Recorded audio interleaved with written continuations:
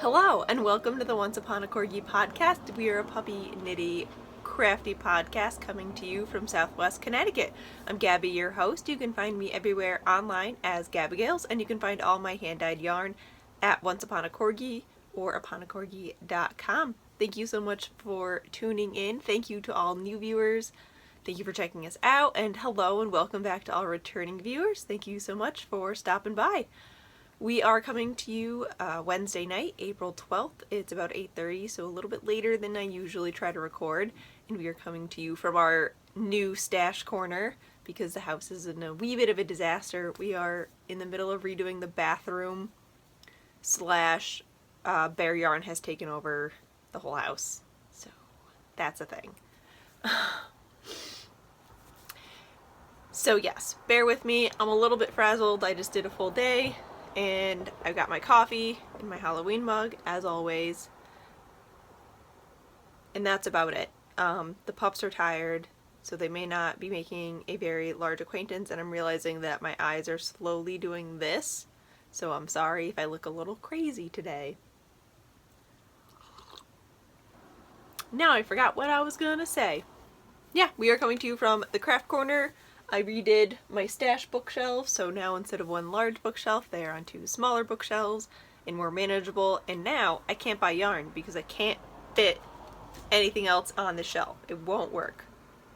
This is already overflowing. This is my basket of socks, random things, my wheel, and then these are all sweater quantities. So everything's organized, nice and neat. Yeah, so let's get right into the nitty-gritty. I'm going to try to keep this episode relatively short. I don't have too much to share with you this week. It's been a very busy week, but not a very nitty productive week.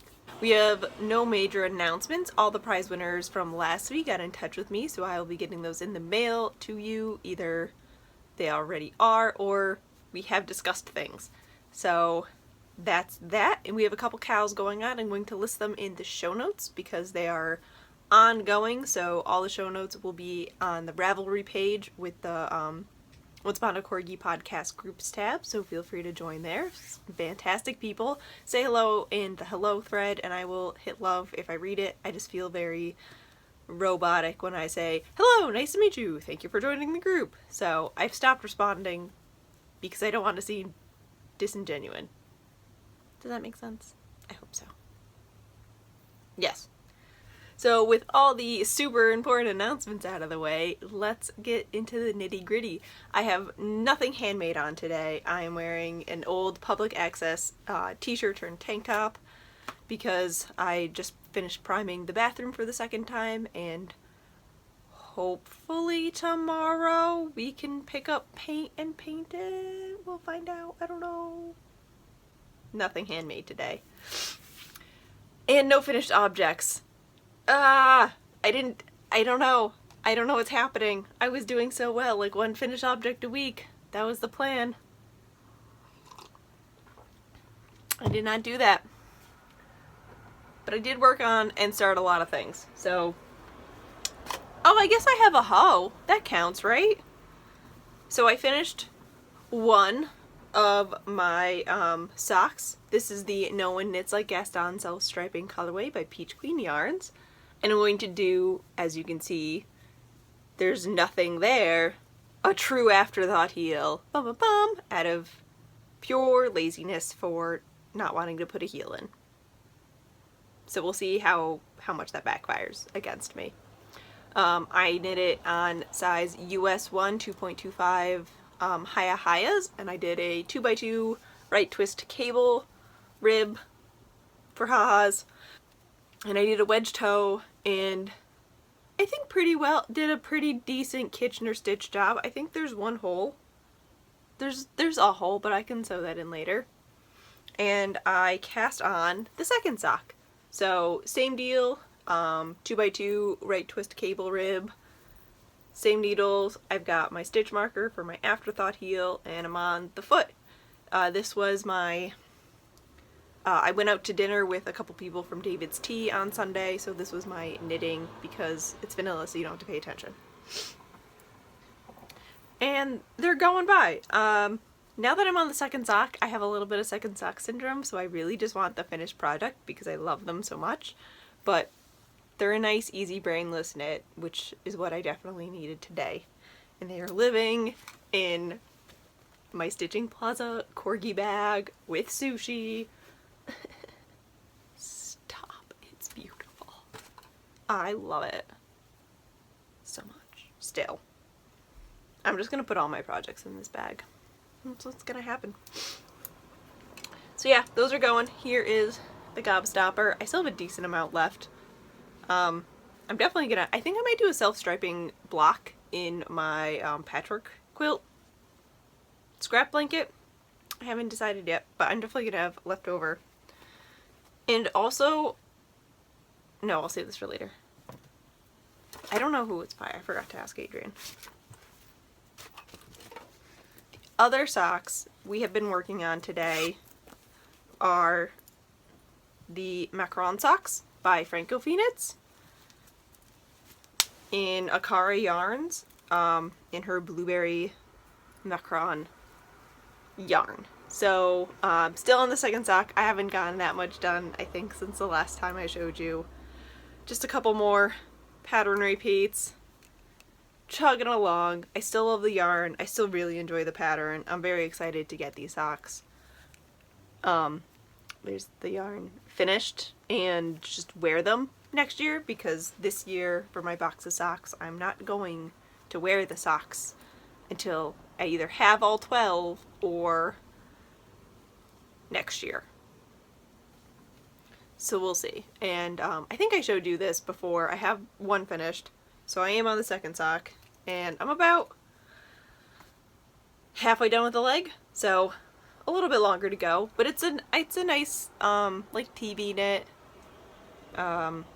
If I'm with somebody who knows I'm knitting and knows how much I knit, I can talk to them while I knit on this. So it's a good like knit group knit. Does that make sense? I hope this makes sense. That's what happens when I try to record a podcast at night. And both of these are living in my coffee sponsored bag from Stitched by Jessa Lou, which I love. I also organized all my project bags. And I want to start a project for all of them, but I know that's a little bit ridiculous. But I think I might start doing a bag rotation just to appreciate them all a little bit more. I'm slowly doing this. Like, what's happening? I worked on Jake's socks, which are the Mercury socks by Kim Drotar. That's what it is. And it is out of Narwhal Needleworks in the Wanderers colorway on their tweed base, but I'm not sure where I put the bag.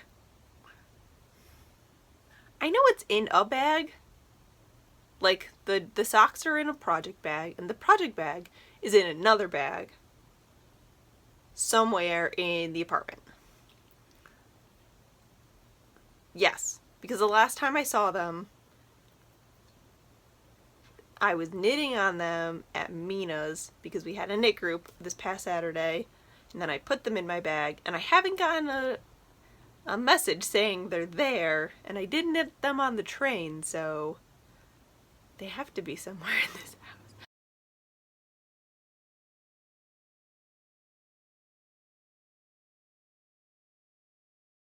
The other two whips I have this week are new cast-ons. So, stop saying so. I have been promising to cast this on for a while now, and I finally did it. All my stitch markers. And that is, ooh god, what, oh that's my swatch. Whew, I thought I ripped all the needles off. All the stitches off. That is the Seafarer's cardigan. I don't remember the pattern designer's name off the top of my head, but I got it off the Three Irish Girls website, who have amazing yarn, so check them out. And I'm knitting this out of Owl's Legacy DK in their Black Bear colorway. And there we go. That's it. I did the ribbing, blowing out my forehead, and I got 4 rows in the pattern. And as you can see, I've already twisted a cable wrong, but we're just gonna go with it. It's fine. It's the first cable. I'm knitting this for Jake after a very long promised cardigan. This is I'm doing the 44-inch chest size, and it says that there's about 7 inches positive ease. So if I remember correctly, I think I'm like half of a stitch off of the gauge with the needles that they recommend.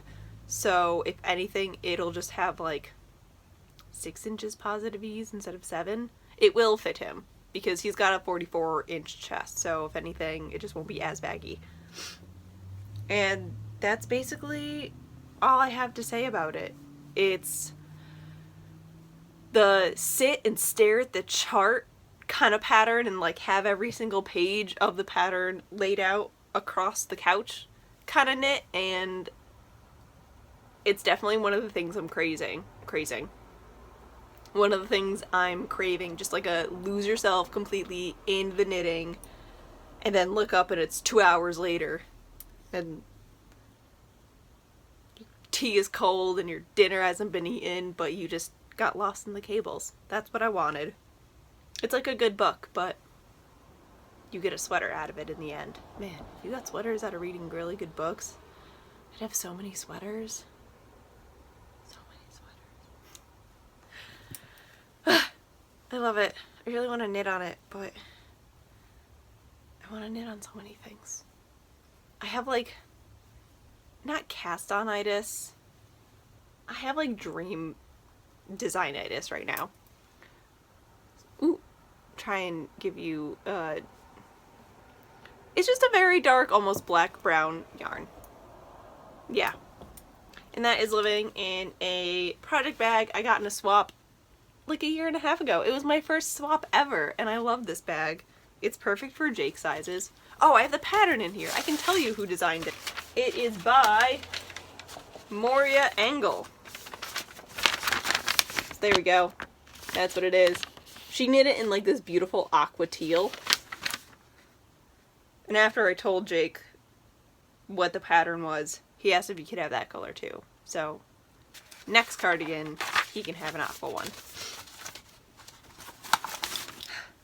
Yeah, I only got like 2 days of knitting on this. I did the rib at my parents' house on Monday while doing laundry, and then Monday night after we finished priming the first coat of the bathroom, I sat down and got a couple rows done. And then I have this guy, and he is living in my romantic skeleton bag, which I love dearly. And this I only want to knit on, but it like makes me really sad to knit on it because the yarn makes me miss it. This is, like, you know what this is by just me holding it up. So I cast on the Vortex Shawl by Charlotte from the Charlotte and Gus podcast, and it's my first brioche pattern. And guys, why didn't you tell me about this stuff before? I love it. I love brioche. I did a swatch, and then I already ripped the swatch out because I needed the yarn for something else. And it was a total disaster. And then it was okay. And then it was a disaster. And then I just went, you know what? If you're not going to cast on the pattern, you're not going to learn brioche. So I just did it. And I have about a lifeline every 10 seconds. I already have 2 in. I might rip this one out, though. I think I'm beyond this point. This is all the La Bien-Aimée yarn that I got in Paris. So it makes me really happy, but it also makes me really sad because I miss Paris and I miss London. I miss that home feeling. So I'm super happy to knit on this because I really love the knit and I really love the yarn, and then it makes me really sad because I think about where I got the yarn and like what else we did that day, and then I miss it as I just like stare around my tiny apartment in Westport, Connecticut and go, this isn't Paris at all. I'm gonna try and scoot closer to give you a better sense. They're merino single bases. Ooh, no, I'm gonna back up. I look so tired. So the yellow is Yellow Brick Road. The blue and teal speckly there is Sosu. And then this dark brown on this side is Undergrowth. And I love it. I'm gonna knit on this afterwards. Definitely. For sure. I'm so excited. And I think it's a really good first brioche pattern. A friend in my knit group she's doing a Pearl Soho brioche cowl. And I really do like that. And it's using worsted weight yarn. I kind of want to knit a worsted weight yarn something. But I feel like this is a really good beginner pattern for increases and decreases because you have to do both. And it makes it much less intimidating. I find learning new like stitches and I guess types of knitting easier if I'm using a pattern instead of just trying to do a swatch. Like we sat down and we took a craftsy class about brioche and then we were trying to like, I got rambunctious and was like, I'm gonna turn this into a tiny flag. But the decreases didn't make sense to me. And then I started reading them in a pattern and like applying them to things. And then it made sense. So if you've never knit brioche, try it. If you can't do it in a swatch, try it in a pattern. Even if it's like a hat or a cowl or something, because then I feel like it clicks more because then you relatively know what it's supposed to look like as a shawl. Like you know what shape shawl is, or hat, or cowl. So yeah, that's my recommendation. If you've never tried anything, try it in a pattern instead of just swatching it. It just makes me so happy. And I have a little, is it Ann Tudor? I think that's what it's called. Stitch marker that Connie from Chili Knits gave me because we did a swap a while ago. I love it. It is a paid for pattern. I think it was like €4, but it's totally worth it. I really enjoy her patterns. And they're very well written and the instructions are very thorough, especially for like the brioche stitches. Yeah, lifelines are amazing. Every time I got to like these increases in my beard, I had to like, every increase row, I would knit it, and then I would knit another row, and then I had to tink all the way back and redo the increase row. But now I think I got it. I think. So yep, that's the Vortex shawl. I'm very excited for it. I'm very excited to wear it. I'm gonna be a little sad when it's summer when I finish it. Not summer, it won't be summer for another like 2 months. But it'll be warm when I finish. I'll only be able to wear it in an air-conditioned place, which will be my apartment, so I can wear it at home. Huzzah! And honestly, that's all I have. I have not spun anything. I'm sorry, Edgar. I really want to. I have some braids of fiber I want to take up to my parents' house. Oh, I can't even do that. Adrian's craft room is all packed up, but I want to make bats so I can do a sweater spin, but I have to finish my loop bump first. Yes, I have to do that. I have no sewing. I have some sewing plans. I want to get a dress done for Belfar's Challenge, which is the 22nd of April, so I've got to get my butt in gear on that. And a friend asked me to help her and her sister learn how to sew garments, so I'm gonna sit down with her and a couple patterns and kind of figure out a skirt or like a really easy pullover dress or something. Yeah, we'll figure it out. Do like a simple dress or a skirt with them, so I should have some sewing soon. And that's it. Yeah. Again, this is gonna be a really short episode this week, and I apologize. I've been super busy with shop things, which is exciting, and redoing the bathroom, which is also exciting. Yeah. Before we get into life and shop things, I do want to let you know what I've been watching because I love them so much.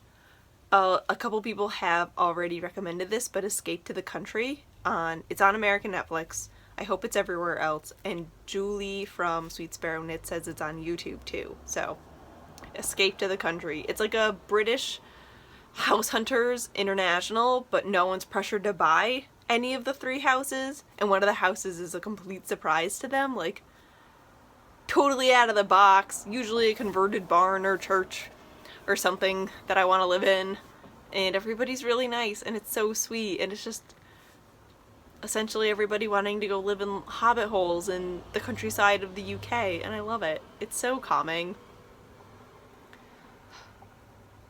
I wanted every house. It was really hard. Jay kept making fun of me and then turning all the houses down. He's like, I can't fit there.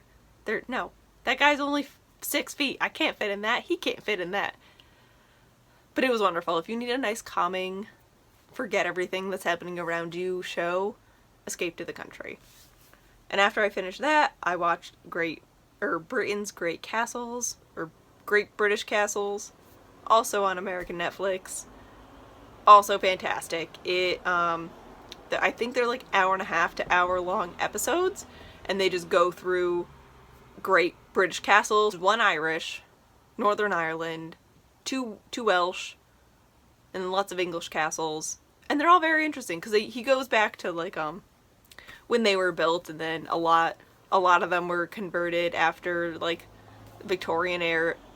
Yeah, Victorian era, because there weren't that many, English turf wars at that point, into what they used for like World War I, World War II, and now what they are today. Many are museums. Some are still current active military spots, but tourists are allowed in them, if that makes sense. Yeah. It's been filling my I miss you guys hole in my heart. Jake also makes fun of me because every time that they did Tower of London or Leeds Castle, I was like, that was us! We were there! That's my life. That's my life. And no surprise, the other show I've been watching is Hidden Houses, which is hidden historic houses in Wales. Instead of looking like a mild action movie star historian, he looks like an 80s rock star historian. And I've only seen 3 episodes, but I love them all dearly. The second house they went to was the Tudor house, where the Tudor line essentially began. So yeah, those are my recommendations. If you love British countryside and UK history, check out those guys.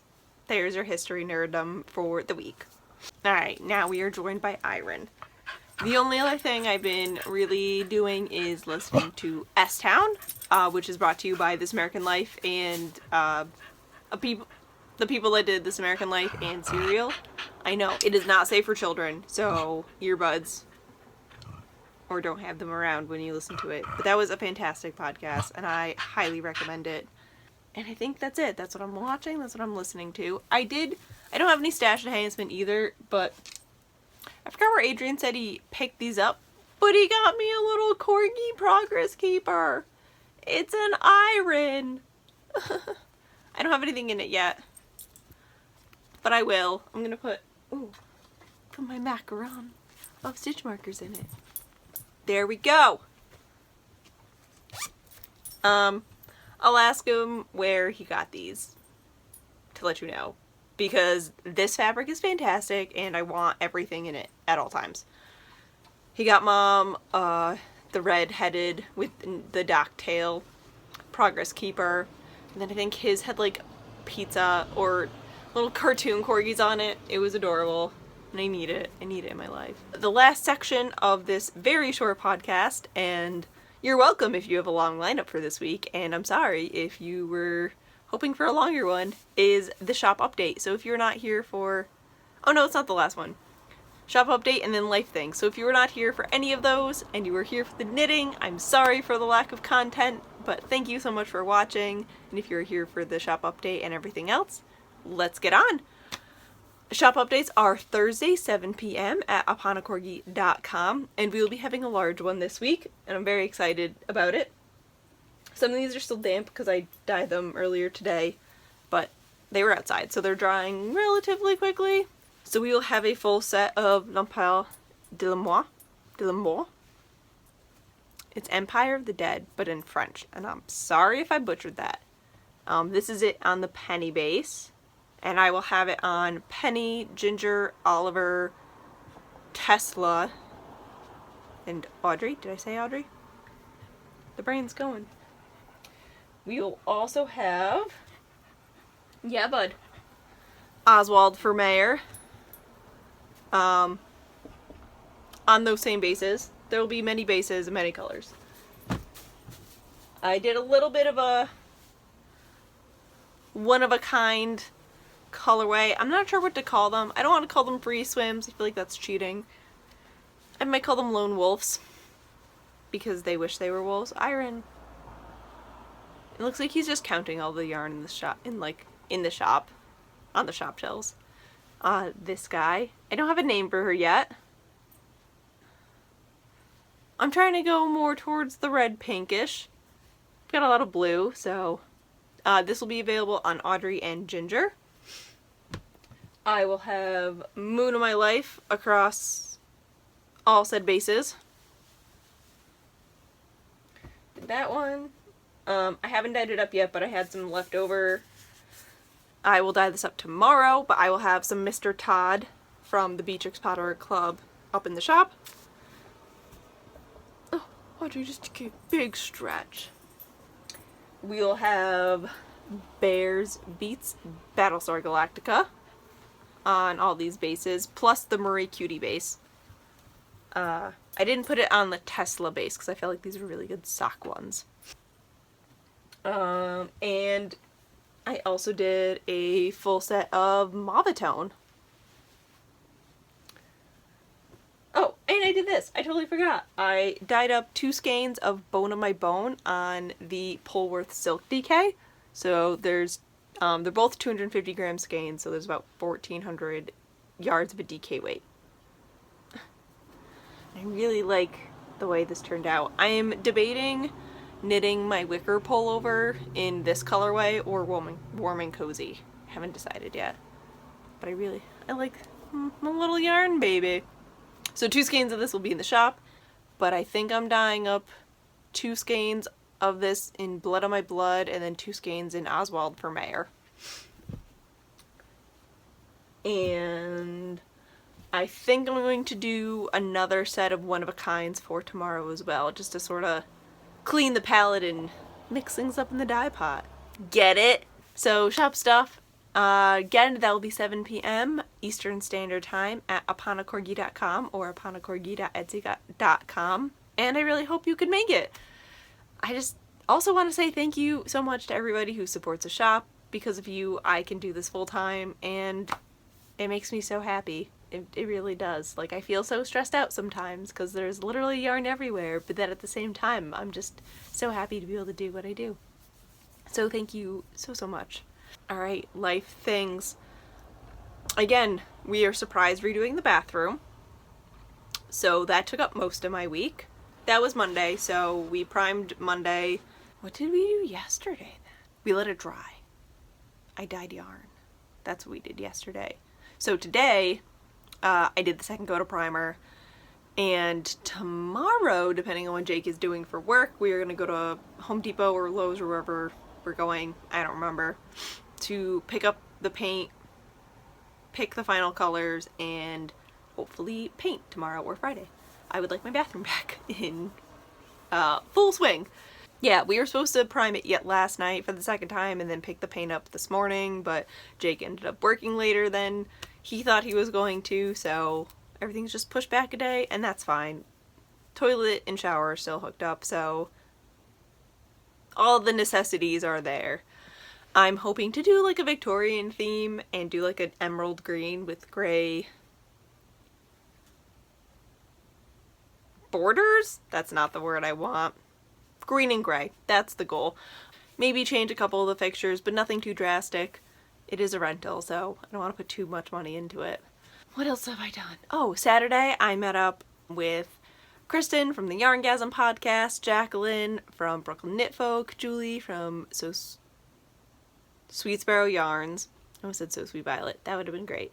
Allison from Pearl Soho, Tanya, who had the Knitting Spring podcast, and Mina from the Knitting Expat podcast, of course. And we got to meet Layla, who was just an adorable little nugget of smiles and bounces, and her fish pajamas. Like, come on. Those were so cute. So we had a very much needed, lovely afternoon of knitting and snacks. And it was just good to be in the city and be with knitty friends. And it was a beautiful day. Like it was not, it was windy, but it wasn't like freezing out or anything. The sun was out. It's a light jacket weather. It was a really good, much needed Saturday. We didn't get home too late. It was great. I think I was home by like 8 o'clock. In bed by 9. Perfect. It was the perfect day. And then Sunday I had a dye day with my friend. She picked up some bare yarns off Knit Picks and wanted to learn how to speckle, so we had a fun dye day. And I did all the club colorways. So all the club colorways for the Vile Village are out in the mail. So I don't want to show anything because nobody has them except Adrian. His got hand delivered when I dropped off my laundry. And that's really it. Lots of work. I got a bunch of new shelves and rearranged our other shelves, so the shelves we're going to retire very soon are just holding yarn I'm slowly collecting for Connecticut sheep and wool, and then they will be retired. That's it. I'm working a lot. I'm hoping to get some consistent big updates going. I know right after we got back from vacation they were pretty small and sporadic, and I'd like to get a system going and a rotation of the bases, so then each week I'm not trying to dye like 2 skeins on 15 bases. I'm dyeing maybe 4 skeins on 4 bases, and then if you want to do sweaters quantity, it's easier to do that than try to keep catching the same colorways and dye lots and stuff. Lots of work, and it's really exciting. I'm hoping to ramp up a lot after Connecticut sheep and wool. I'm trying to get a system down now so then I can just sort of powerhouse into it after that. And with all that rambling, I think I'm going to wrap it up here. Thank you so much for watching. Thank you so much for coming back or just checking out the podcast. Again, all the show notes and everything can be found at the Ravelry group. You can find me everywhere online at Gabigails. You can find all my hand-dyed yarn and fiber at Once Upon a Corgi. Thank you so much for watching. I hope you have a crafty week and you get to do everything on your to-do list. Have a good night. Bye.